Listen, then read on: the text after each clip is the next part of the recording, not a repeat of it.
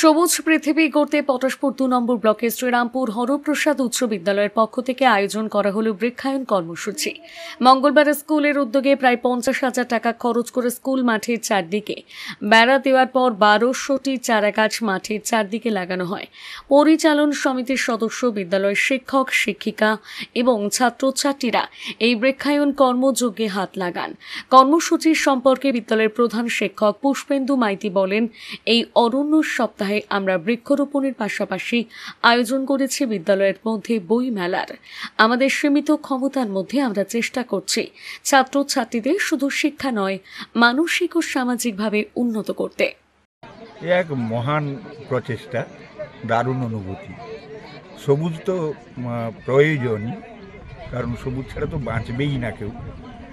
যেমন বাংলায় সবুজ, তেমনি ভারতটাও সবুজে ভরে যাক, এটাই আমরা চাইছি। মানে এই ধরনের উদ্যোগ নিলেন কেন? মরুভূমি তো ভালো লাগে না, সবুজায়ন তো আসল প্রাণকেন্দ্র, বাঁচার প্রাণকেন্দ্র। সেই জন্য সবুজটা দরকার। আর এলাকায়ও একটা বার্তা ছড়িয়ে গেল যে শ্রীরামপুর হাই স্কুল সবুজের একটা অভিযান করছে, স্কুলটাই তো সবুজে ভরা।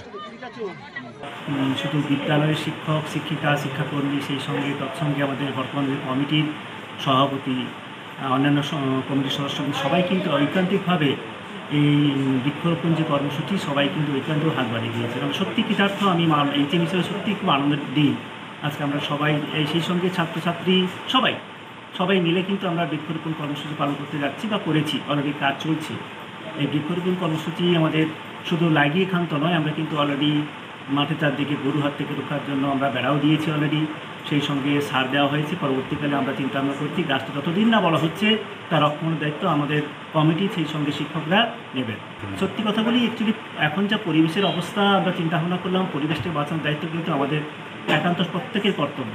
সেই কর্তব্য হয়তো আমরা আগে পালন করতে পারিনি। আমরা চিন্তা ভাবনা করলাম সবাই মিলে যদি পরিবেশটাকে নির্মল রাখতে পারি, সুন্দর রাখতে পারি, এটা একটা দিক। আরেকটা দিক, ফিনান্সিয়ালি যদি আমাদের পরবর্তীকালে 20 বছর পর 25 বছর পরে গাছগুলো যদি আমরা চিন্তা বিক্রি করে কিছু স্কুলের উন্নয়ন কাজে লাগাতে পারি, তাহলে কিন্তু পরবর্তী বেশ কিছুদিন পরে কিন্তু স্কুলের একটা লামসাম অর্থনৈতিক অবস্থা ভালো হবে।